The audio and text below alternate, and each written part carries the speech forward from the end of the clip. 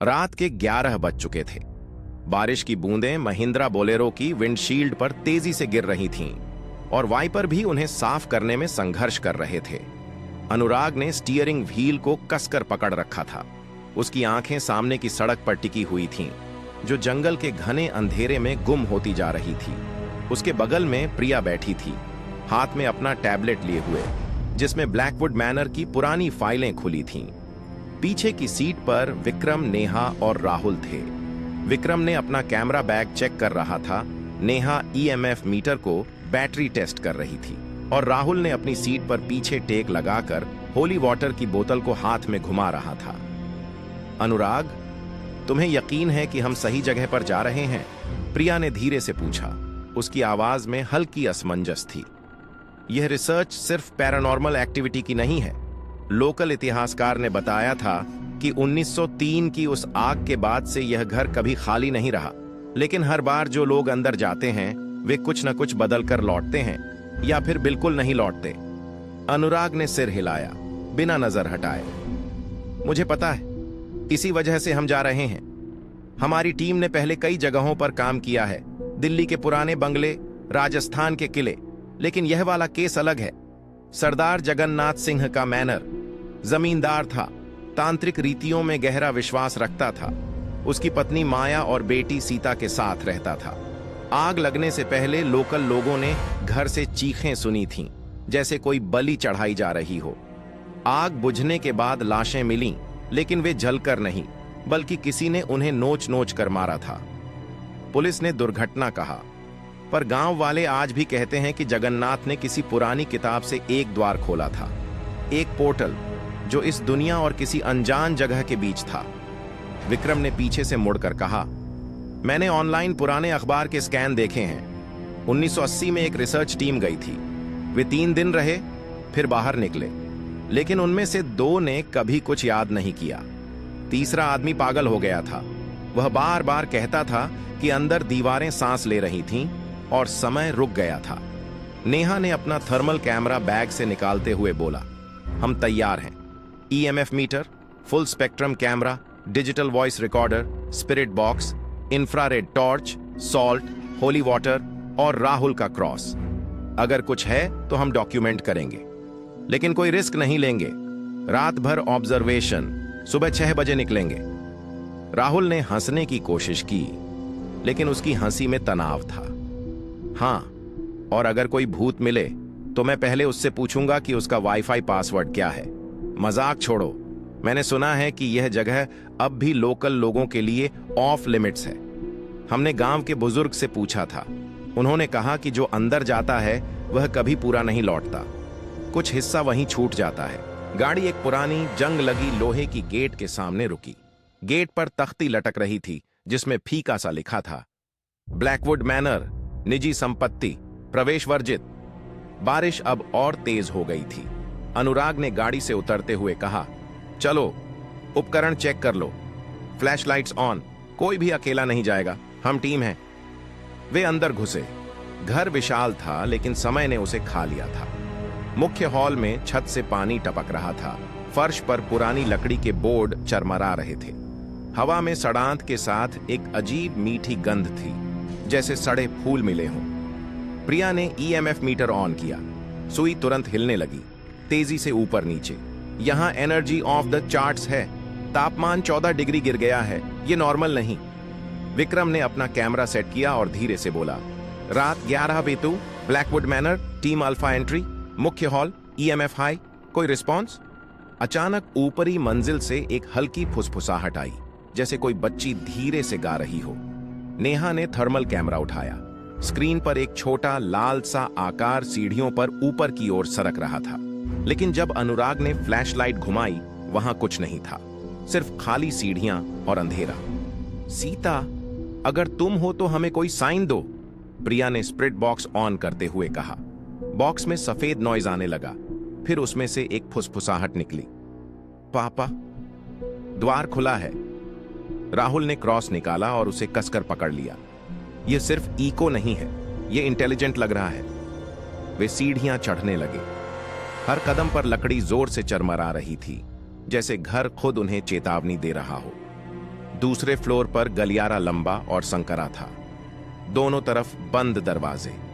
बीच वाला दरवाजा अचानक धीरे से खुल गया, बिना किसी के छुए। अंदर एक पुराना स्टडी रूम था। दीवारों पर पुरानी किताबें सड़ी हुई पड़ी थीं और बीच में एक बड़ा लकड़ी का डेस्क जिस पर एक पुरानी चमड़े की बाइंडिंग वाली किताब खुली पड़ी थी। अनुराग ने किताब के पास जाकर देखा। पन्ने पीले पड़ चुके थे, लेकिन उस पर लिखी भाषा समझ में नहीं आ रही थी। कुछ प्राचीन संस्कृत मिश्रित, कुछ अनजानी सिंबल्स। यह वही किताब लग रही है जिसके बारे में बुजुर्ग ने बताया था, जगन्नाथ की तांत्रिक ग्रंथ। प्रिया ने किताब को छूने की कोशिश की, लेकिन जैसे ही उसका हाथ पास गया, कमरे की हवा ठंडी हो गई। इतनी ठंडी कि उनकी सांसें सफेद धुंध बनकर बाहर आने लगीं। विक्रम ने कैमरा फोकस किया। रिकॉर्डिंग चल रही है, तापमान ड्रॉप। तभी किताब के पन्ने खुद ब खुद पलटने लगे, तेजी से, और आखिर में एक पन्ने पर रुक गए, जहां एक ड्राइंग थी, एक घुमावदार द्वार जिसके अंदर अंधेरा था और उसमें से हाथ निकल रहे थे। ठीक उसी पल पूरे घर में एक तेज हवा चली। सभी दरवाजे एक साथ बंद हो गए। लाइटें जो उन्होंने साथ लाई थीं, झपकने लगीं। नेहा चीख पड़ी, ईएमएफ ऑफ द स्केल, कुछ आ रहा है। राहुल ने होली वाटर छिड़कना शुरू किया, लेकिन पानी फर्श पर गिरते ही भाप बनकर उड़ गया। विक्रम ने चिल्लाकर कहा, शांत रहो, हम रिसर्च कर रहे हैं, अगर कोई है तो खुद को दिखाओ। उत्तर में सिर्फ हंसी आई, एक औरत की हंसी जो धीरे धीरे विकृत होती गई और कई आवाजों में बदल गई। फर्श हिलने लगा, दीवारों से फुसफुसाहटें आने लगीं। द्वार खुल गया, तुम अंदर आ गए। अनुराग ने किताब को बंद करने की कोशिश की, लेकिन वह नहीं बंद हुई, बल्कि उसमें से एक अजीब नीली रोशनी निकलने लगी। रोशनी तेज होती गई और कमरे का पूरा माहौल बदलने लगा। दीवारें जैसे पिघल रही हों, फर्श पर दरारें पड़ गईं और उन दरारों से एक अजीब धुंधला सा दृश्य दिखने लगा, कुछ ऐसा जो इस दुनिया का नहीं था। प्रिया ने अनुराग का हाथ पकड़ लिया। अनुराग, ये पोर्टल है, हमने इसे एक्टिवेट कर दिया। विक्रम का कैमरा अचानक बंद हो गया। नेहा का थर्मल स्क्रीन ब्लैक हो गया। राहुल चीखा, पीछे हटो, सब मिलकर। लेकिन यह बहुत देर हो चुकी थी। नीली रोशनी ने पूरे कमरे को घेर लिया। एक तेज झटका लगा, जैसे वे किसी गहरे गड्ढे में गिर रहे हों। उनकी चीखें गूंजी, लेकिन आवाजें जैसे दूर होती गईं। जब सब कुछ शांत हुआ तो वे अब उस पुराने स्टडी रूम में नहीं थे। चारों तरफ एक अनजान जगह थी। हवा में कोई गंध नहीं, कोई आवाज नहीं। फर्श एक लंबा अनंत गलियारा था, जिसकी दीवारें पीली और फीकी थीं, जैसे किसी पुराने अस्पताल की। लाइटें ऊपर टिमटिमा रही थीं, लेकिन उनकी रोशनी ठंडी और बेजान थी। दूर कहीं से पानी टपकने की आवाज आ रही थी, लेकिन कोई स्रोत नहीं दिख रहा था। अनुराग उठकर बैठ गया, सिर पकड़ते हुए। सब ठीक हो प्रिया? विक्रम? प्रिया ने आंखें खोली, उसका चेहरा पीला पड़ गया था। हम कहां हैं? यह ब्लैकवुड मैनर नहीं है, ये कुछ और है। विक्रम ने अपना कैमरा चेक किया। बैटरी फुल थी, लेकिन स्क्रीन पर सिर्फ स्टैटिक नॉइज, सिग्नल जीरो, कोई कनेक्शन नहीं, जैसे हम किसी और जगह में हो। नेहा ने थर्मल कैमरा ऑन किया। स्क्रीन पर उनके अलावा कोई हीट सिग्नेचर नहीं था, लेकिन गलियारे के अंत में एक हल्का सा आकार दिखा, फिर गायब। यह लिमिनल स्पेस जैसा लग रहा है, जैसे बीच की दुनिया। हम रियल वर्ल्ड से बाहर हो गए हैं। राहुल ने उठते हुए कहा, तो अब क्या? हम लड़ेंगे, रास्ता ढूंढेंगे। होली वाटर अभी भी है, सॉल्ट है, हम वापस जाएंगे। वे चलने लगे। गलियारा अनंत लग रहा था। हर मोड़ पर वही पीली दीवारें, वही टिमटिमाती लाइटें। कभी कभी उन्हें लगता कि पीछे से कदमों की आहट आ रही है, लेकिन जब मुड़कर देखते, वहां कुछ नहीं। बीच बीच में दीवारों पर पुरानी तस्वीरें दिखने लगीं, उनकी अपनी टीम की, लेकिन उनमें उनकी आंखें खाली थीं और पृष्ठभूमि में अजीब आकृतियां खड़ी थीं। प्रिया ने फुसफुसाकर कहा, अनुराग, मुझे लग रहा है कि हम यहां बहुत समय से हैं, लेकिन घड़ी देखो, सिर्फ 10 मिनट हुए हैं। समय यहां अलग काम कर रहा है। अचानक गलियारे के अंत में एक दरवाजा दिखा, पुराना, लकड़ी का, लेकिन उस पर कोई हैंडल नहीं। अनुराग ने उसे धक्का दिया। दरवाजा खुल गया और अंदर एक और अनजान कमरा, जिसमें पुरानी किताबें थीं, लेकिन वे हवा में तैर रही थीं। वे अंदर घुसे। तभी पीछे से एक फुसफुसाहट आई, कई आवाजों में, यहां रहो, यह तुम्हारा नया घर है। वे रुक गए। अब उन्हें एहसास हुआ कि वापस लौटने का रास्ता इतना आसान नहीं होगा। राहुल ने दरवाजे को जोर से पीछे धकेला, लेकिन वह बंद नहीं हुआ, बल्कि उसकी लकड़ी जैसे सांस ले रही हो, धीरे धीरे सिकुड़ रही थी। यह जगह जिंदा है, उसने कहा। उसकी आवाज में अब डर के साथ गुस्सा भी मिल गया था। हम यहां नहीं रुकेंगे, चलो आगे बढ़ते हैं। चारों तरफ का गलियारा अब पहले से ज्यादा लंबा और संकरा लग रहा था। दीवारें पहले पीली थीं, अब उन पर हल्के हल्के काले धब्बे उभर रहे थे, जैसे कोई स्याही फैल रही हो। ऊपर की टिमटिमाती लाइटें कभी कभी पूरी तरह बुझ जाती और उन कुछ सेकंड में वे सुनते कि दूर कहीं से सांस लेने की आवाज आ रही है, गहरी, भारी, जैसे कोई बहुत बड़ा प्राणी सो रहा हो। नेहा ने थर्मल कैमरा फिर से ऑन किया। स्क्रीन पर अब उनके अलावा दो और हल्के गर्म आकार दिख रहे थे, लेकिन वे दीवारों के अंदर थे, जैसे दीवारें खुद उन्हें देख रही हों। तापमान यहां स्थिर है, लेकिन हीट सिग्नेचर वे हमारा पीछा कर रहे हैं। प्रिया अनुराग के बहुत करीब चल रही थी। उसका हाथ अनुराग की बांह पर था। मुझे याद आ रहा है कि जगन्नाथ सिंह की किताब में क्या लिखा था। उसमें एक जगह लिखा था, जब द्वार खुलता है तो समय और स्थान एक नहीं रहते। जो अंदर जाता है उसे अपना हिस्सा छोड़ना पड़ता है। हमने वो किताब छू ली। अनुराग, शायद हमारा एक हिस्सा अभी भी उस पुराने कमरे में है। विक्रम ने अपना डिजिटल रिकॉर्डर ऑन रखा था, भले ही उसमें कुछ भी रिकॉर्ड नहीं हो रहा था। मैंने पहले कई लिमिनल स्पेस की कहानियां पढ़ी हैं, लेकिन यह असली है। यहां कोई नियम नहीं। हम चलते रहें, अगर हम रुक गए तो यह जगह हमें सोख लेगी। वे आगे बढ़े। गलियारा अब मोड़ लेने लगा। हर मोड़ पर नया कमरा खुलता, लेकिन हर कमरा एक दूसरे से मिलता जुलता। एक कमरे में पुरानी कुर्सियां थीं, जिन पर बैठे लोग थे, लेकिन वे लोग उनकी अपनी प्रतियां थे। उनकी प्रतियां मुड़ीं और उन्हें देखकर मुस्कुराईं, लेकिन उनकी आंखें पूरी तरह काली थीं। प्रिया ने चीखते हुए कहा, मत देखो, वे हम नहीं हैं, वे इस जगह की नकल हैं। राहुल ने होली वाटर की बोतल खोली और उन प्रतियों की तरफ छिड़का। पानी जहां गिरा वहां से धुआं उठा और प्रतियां चीखकर गायब हो गईं, लेकिन छिड़कते ही राहुल की बोतल खाली हो गई। यह आखिरी था, उसने कहा, अब सिर्फ सॉल्ट बचा है। अचानक पूरा गलियारा हिलने लगा।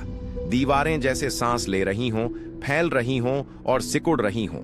फर्श पर दरारें पड़ गईं और उन दरारों से नीचे एक और दुनिया झांक रही थी।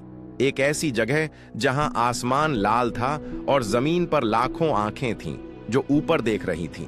नेहा ने पीछे हटते हुए कहा, नीचे मत देखना, अगर हम गिर गए तो वापस कभी नहीं आएंगे। वे दौड़ने लगे। अब उनके पीछे स्पष्ट कदमों की आवाज आ रही थी, भारी, नंगे पैरों की। कभी कभी उन कदमों के साथ फुसफुसाहट, तुम्हारा समय खत्म हो रहा है, अपना हिस्सा दो। अनुराग ने रुककर मुड़कर देखा। अंधेरे में एक लंबी आकृति दिखी जो उनकी तरफ बढ़ रही थी। उसका शरीर इंसानी था, लेकिन सिर बहुत बड़ा और विकृत, जैसे कई चेहरों को एक साथ जोड़ दिया गया हो। भागो! अनुराग चिल्लाया। वे तेजी से भागे। एक मोड़ पर उन्हें एक नया दरवाजा दिखा। यह दरवाजा पहले वाले से अलग था।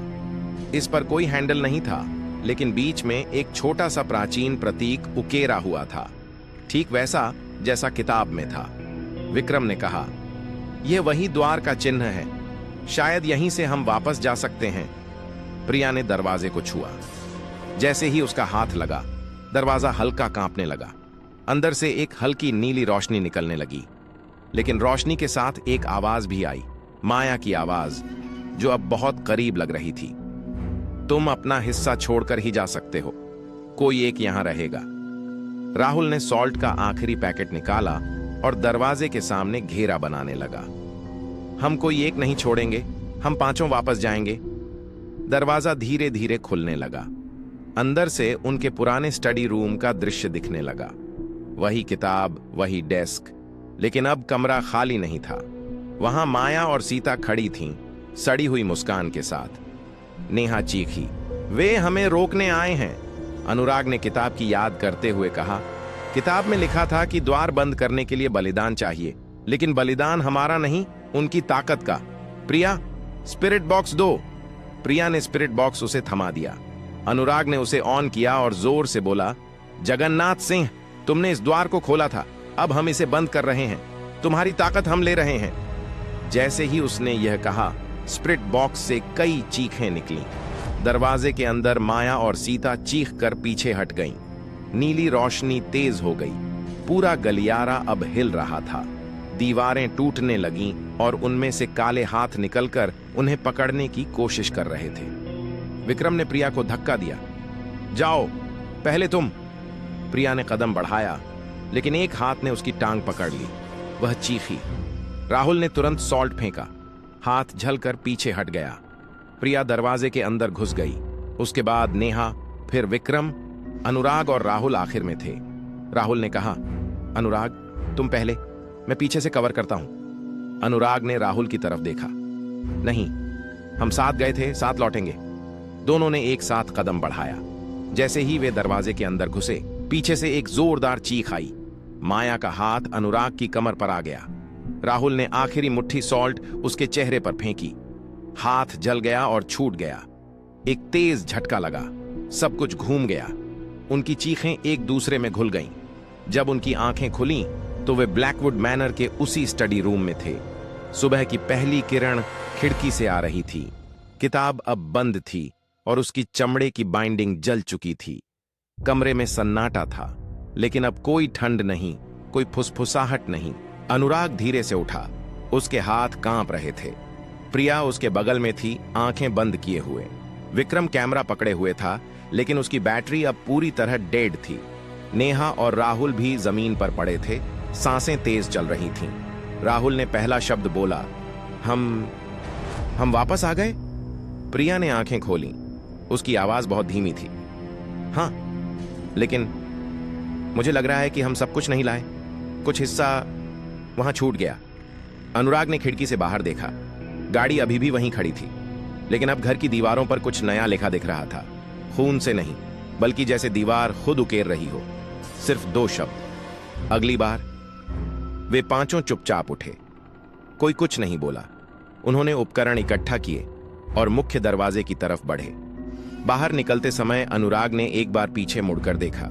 स्टडी रूम का दरवाजा अब बंद था, लेकिन उसकी दरार से एक छोटी सी नीली रोशनी अभी भी झांक रही थी। वे गाड़ी में बैठे। अनुराग ने इंजन स्टार्ट किया। गाड़ी चली। पीछे ब्लैकवुड मैनर धीरे धीरे दूर होता गया, लेकिन वे जानते थे कि यह खत्म नहीं हुआ है। कुछ हिस्सा अभी भी उस अनजान जगह में था, और वह जगह अब उन्हें जानती थी। वे कभी भी वापस नहीं आएंगे, लेकिन शायद वह जगह उनके पास आएगी।